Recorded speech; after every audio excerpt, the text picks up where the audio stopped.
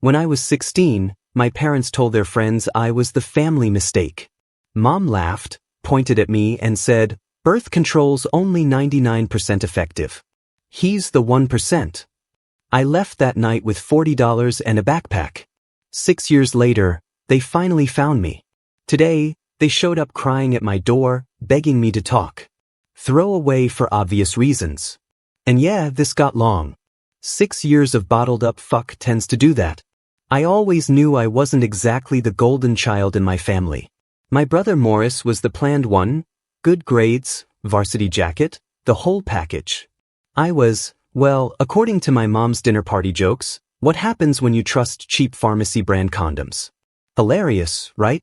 She'd been making that joke since I was like 8. I grew up thinking it was normal for your mom to use you as the punchline. But you adapt. I developed this ability to smile through the jabs like some kind of emotional callus. When adults asked what I wanted to be when I grew up, I'd say a tax write-off because that's how my dad referred to me when he was 3 beers in. People thought I was this witty kid. Nah, I was just repeating the household material. The night everything changed was my mom's birthday dinner. Not the actual family dinner. That was just the 4 of us at some mid-tier restaurant where Dad complained about the prices while ordering his 4th scotch. The real event was 2 days later when my mom invited her work friends over. These weren't just any. These were the country club crowd my mom had been desperately trying to climb into for years. Our house wasn't fancy, but Mom went full Pinterest psycho for this dinner. New placemats, candles, the good plates that normally collected dust. Dad was told to wear his one decent button-up and to please, for the love of God, stay under 5 drinks. Morris got the be impressive talk. I got nothing. Not even a please don't embarrass me. That should have been my first clue. The night started with me playing server because Michael, be useful for once. I passed around appetizers while Mom told stories about Morris's baseball scholarship prospects. Dad managed to keep it together through the first hour, nursing his drinks while nodding at appropriate intervals. I was invisible, which was the best-case scenario in these situations.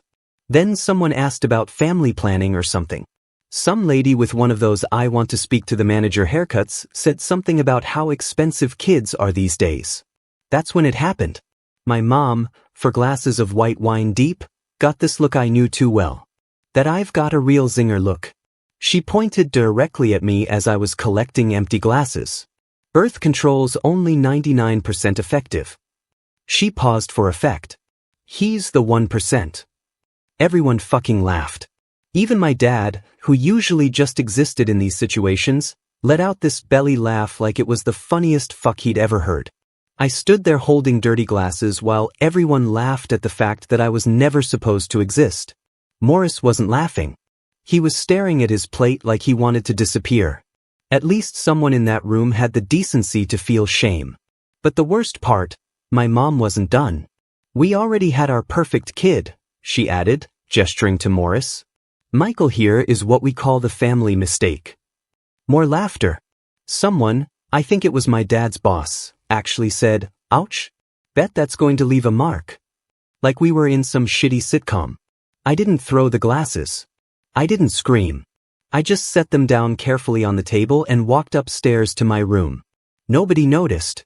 The conversation had already moved on to someone's vacation in Cancun. I sat on my bed and something inside me just clicked off. Like when you shut down a computer that's been running too many programs. The emotional screen went blue then black. I knew I was leaving that night. I grabbed my school backpack and dumped out the textbooks. Who needs trigonometry when you're about to be homeless, right? I packed the essentials. Couple t-shirts, jeans, underwear, toothbrush, the $40 birthday money from my grandma that I'd been saving for a new game, my phone charger, the emergency Cliff bars I kept for when Dad forgot to go grocery shopping. Morris came up while I was packing. We didn't say much. He knew. He'd seen this coming before I did, probably.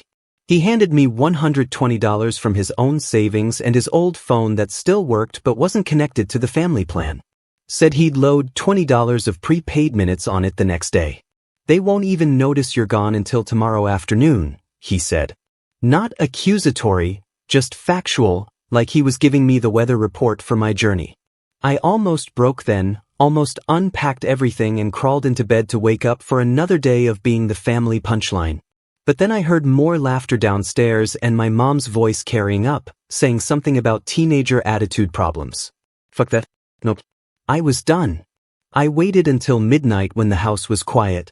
Mom and Dad had both passed out after their respective bottles of wine and whiskey.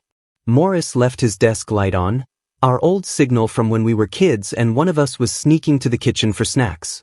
All clear. I didn't leave a note. What was I going to say? Thanks for making me feel like a cancerous growth on your perfect family for 16 years? The night was cold. Late October vibes. I had nowhere to go, but that still felt better than staying. I walked until I hit the 24-hour McDonald's and used their Wi-Fi to figure out my next steps. Ended up on a Greyhound to the next city over. Not too far, but far enough. First week was rough. Slept at the bus station 2 nights. Found a youth shelter after that. They let me stay 2 weeks while I got a dishwashing gig at this sketchy diner that didn't care I was underage. Paid cash, which was all that mattered. Morris kept in touch through this throwaway email account we set up. He said Mom cried for the cameras when she reported me missing. Then complained about me always being dramatic when the police left. Dad got drunk and said I'd be back when I got hungry enough. I wasn't going back. Not when hunger twisted my stomach into knots. Not when I slept in a shelter surrounded by people yelling in their sleep. Not when December hit and I still didn't have a proper coat. 2 months in, I met Ronnie. He caught me sleeping in the break room at the diner when I was supposed to be on dishes. Instead of firing me, he asked why I wasn't in school. Ended up telling him everything over cold fries after closing. Turned out Ronnie had his own family mistake. Different details, same flavor of fuck. He hooked me up with a gig helping on renovation jobs under the table at first, then legit once I got my GED at 17. Even let me crash on his couch until I could afford the world's most depressing studio apartment. Those first 2 years were a blur of 12-hour days, instant ramen, and falling asleep to YouTube tutorials about taxes and credit scores on free Wi-Fi. No social life because who had the time? Just work, save, survive. Morris graduated and went to college 3 states away. Smart move. We still emailed but less often. He was living his life and I was building mine from scratch. Year 3, I started to feel almost human again. Had my own place that didn't have visible mold. Started community college classes online. Even went on a few Tinder dates that weren't complete disasters. My parents, they finally realized I wasn't coming crawling back around month 5.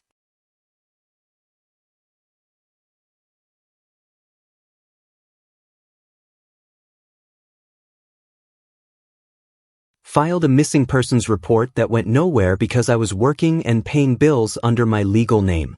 They just weren't trying very hard to find the mistake. Morris told me they had turned my room into a home gym by my 17th birthday. Dad got my baseball card collection that was actually worth something. Mom told the neighbors I was at some special boarding school for troubled teens. That's when I decided this wasn't just about escaping anymore.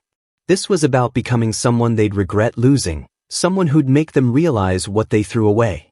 I stopped being angry all the time. Anger burns calories you need for climbing. Instead, I got cold, calculating, started thinking about money not just as survival, but as power. Every paycheck, every A in my online classes, every new skill I picked up became another brick in the wall between me and that dinner table where I stood holding dirty glasses while everyone laughed. It's been 6 years now. I'm 22. I have my own place, my own life, my own chosen family of friends who actually give a fuck. Morris is the only one who knows where I am. And he was sworn to secrecy, or he was until last week when he called to warn me that our parents are looking hard because now they need something. Turns out the Bank of Karma is finally calling in their debt. And me? I'm the collections agent they never saw coming. The interest on emotional debt compounds daily. First off, holy fuck. Didn't expect the first part to blow up like that. RIP my inbox. Thanks for all the awards and validation that I'm not the crazy one in this story. For those asking if this is real, unfortunately, some details changed for obvious reasons, but the core story is my life. Wish it wasn't. Alright, picking up where I left off. The first 2 years after leaving were basically survival mode. Working double shifts, eating budget ramen, and sleeping on a mattress I found by the dumpster. Don't judge. I Lysoled the hell out of it.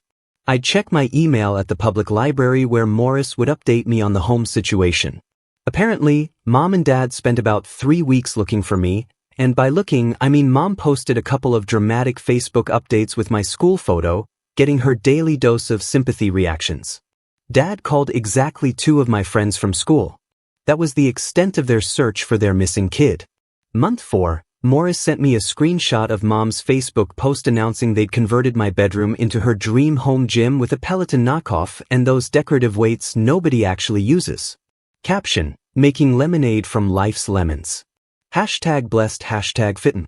That post got more engagement than any about me being missing. Let that sink in. By year 3, I'd saved enough for community college classes.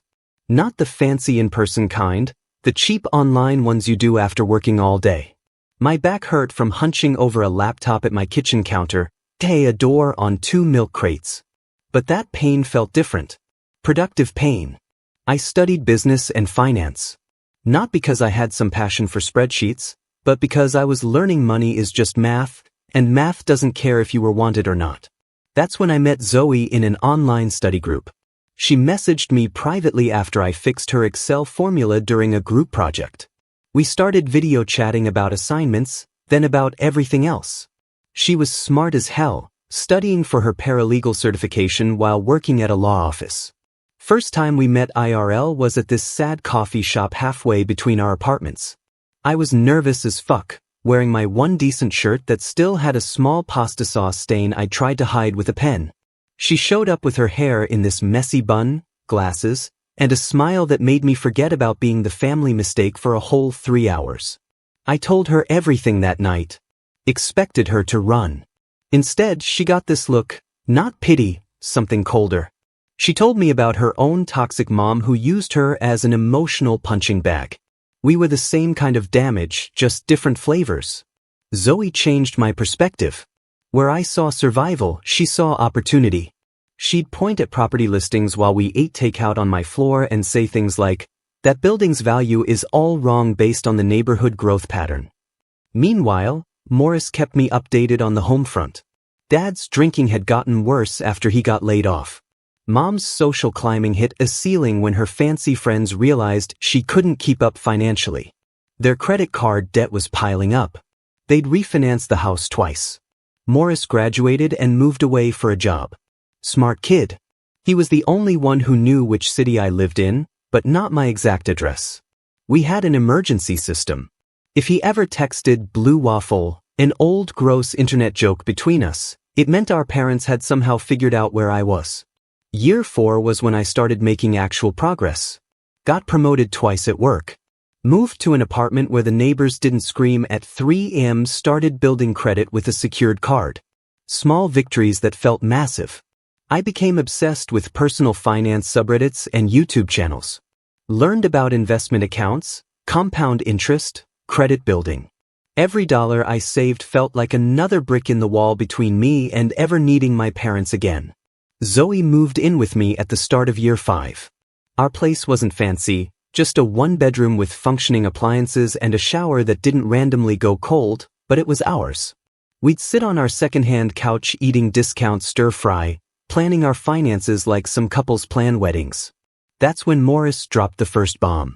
He called instead of our usual texts, which immediately set off alarms. Dad had lost their house. Not immediately, they were in pre-foreclosure, but the bank was coming. Years of refinancing, missed payments, and Dad's business ideas had finally caught up with them. They had 90 days before eviction, and suddenly they remembered they had another son. Mom started posting old baby pictures of me on Facebook. Missing my baby boy every day. Please share to help us find Michael. #missing son #come home. The same pictures she couldn't be bothered to post when I actually went missing. The comments were pure gold.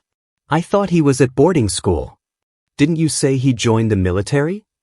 My personal favorite, isn't that the room you turned into your gym? Dad apparently joined some Facebook groups for parents of estranged kids. Started portraying himself as this heartbroken father desperate to reconnect. Morris said he even got sober for about 3 weeks before falling off the wagon again.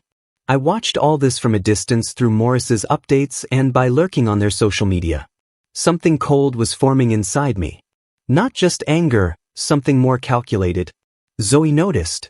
We'd be eating dinner and she'd catch me staring at nothing, running numbers in my head. She didn't try to talk me out of what I was planning. Instead, she helped refine it. I'd been saving and investing aggressively, living below my means while building a portfolio. Not huge money, but enough to make some moves. Zoe helped me understand the legal angles through her paralegal knowledge. That's when we hatched the plan. I contacted the bank handling my parents' mortgage, used a different name, created an LLC, explained I was interested in purchasing distressed properties in that neighborhood, made an offer on their specific loan.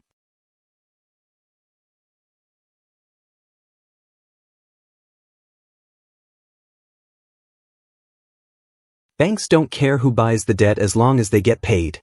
3 weeks and a stack of paperwork later, I own my parents' mortgage.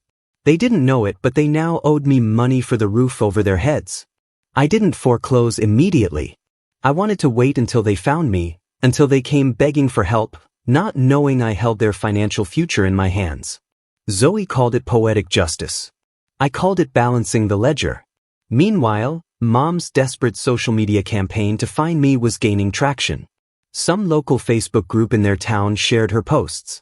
People love a good family reunion story, especially when they don't know the truth. The mistake happened 6 months ago. Morris was visiting us for the weekend. He posted an Instagram story of us at a local restaurant, a place with a unique mural in the background that screamed our city. He deleted it after 10 minutes, but Mom had already seen it. The text started flooding in. Morris showed me his phone with 27 unread messages from Mom. All variants of, "Is that Michael?" and "Where are you?" Morris sent the blue waffle emergency text that night. We laughed it off. What were the chances they'd actually find me in a city of 2 million people based on one mural? Pretty good, apparently, when you're desperate. 2 weeks ago, Morris called, said Mom had joined every Facebook group for our city. Posted my high school photo everywhere looking for my son, with some sob story about us being tragically separated. Then last week, the neighbor across the hall mentioned someone had been asking about me. Showed me a screenshot. My mom had somehow found our apartment complex's community page and was messaging residents. I changed our locks that day. Part of me wanted to run again, start over somewhere, but Zoe reminded me I own their house now. I held all the cards. Maybe it was time to play them. 3 days ago, it happened. I was working from home when the buzzer rang. Checked the security camera feed on my phone. Thank God for cheap, smart home tech. There they were. Mom and Dad standing at my door, looking older and significantly more desperate than I remembered. Dad had lost weight. Mom had gained it. Both looked like they hadn't slept in days. Dad was shifting from foot to foot like he needed a drink. Mom was clutching her purse like it contained her last shred of dignity. I didn't answer.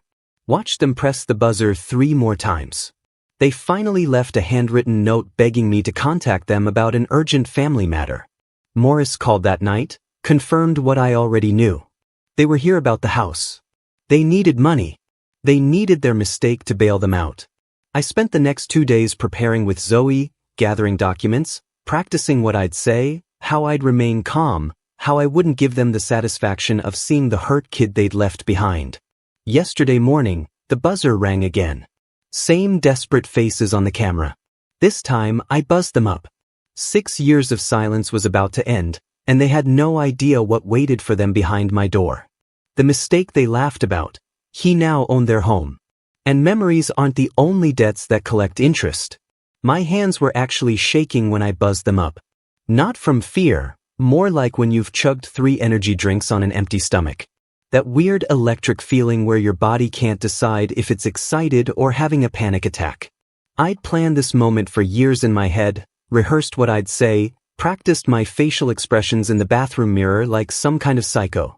But when the knock finally came, all those rehearsed speeches vanished. Zoe squeezed my hand before heading to our bedroom. We'd agreed she'd stay out of sight initially. This first round was just me and them. Opening that door was surreal.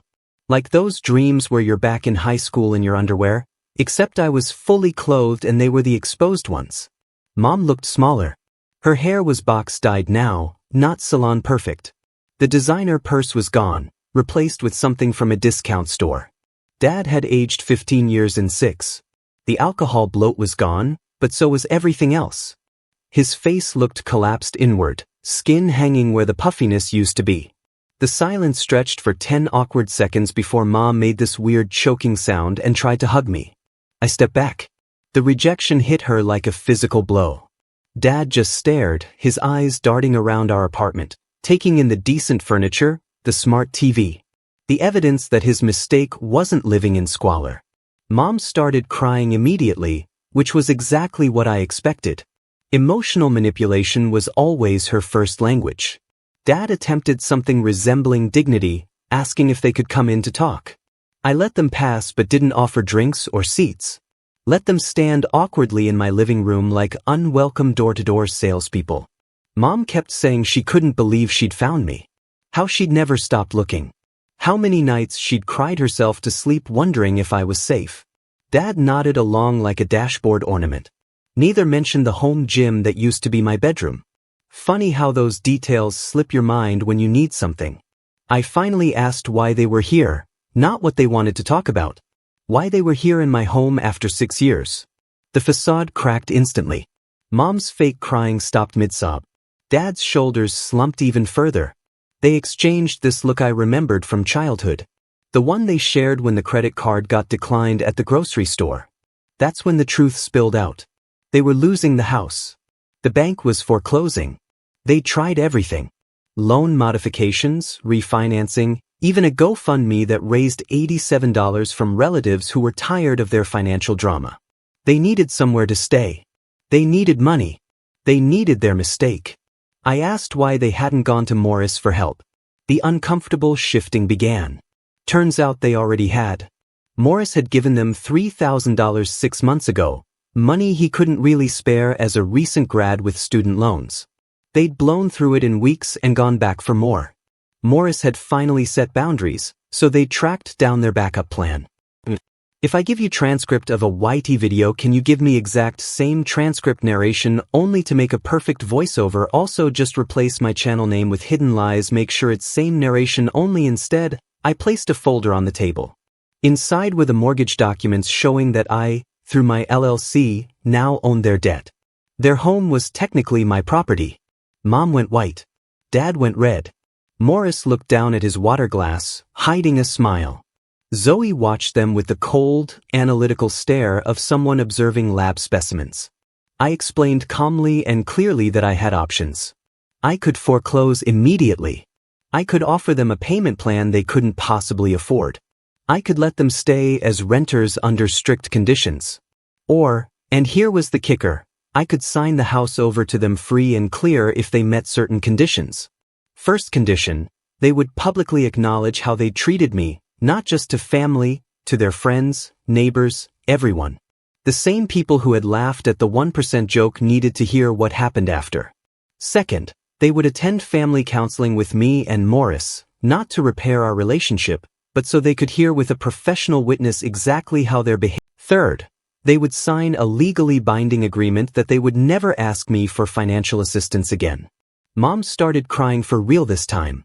No audience to perform for, just genuine shock.